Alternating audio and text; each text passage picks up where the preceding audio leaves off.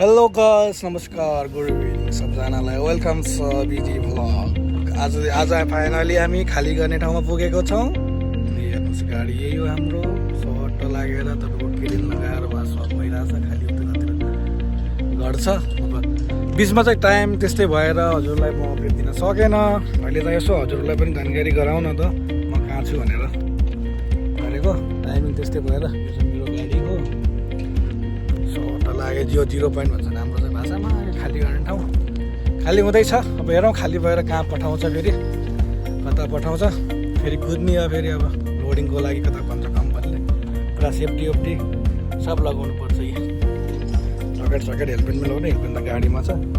मेरो गाडी चाहिँ यही हो। सरर अगाडिबाट सरर त्यहाँ चाहिँ पारी फेरि दुईवटा त्यहाँ खाली हुन्छ। त्यसै गरी अब धेरै टाइममा भ्लग दिन सकेकोमा त्यसमा आइएम सरी, म क्षमा प्राप्त छु हजुरलाई। टाइमिङ त्यस्तै भयो, अलिक मिलेन। आज चाहिँ खाली गर्न लाग्यो। चाहिँ एउटा सानो जानकारी गराउँ कि भनेर। यी हाम्रो अभिषेक भाइ पनि छ। बाबु ल हुन्छ।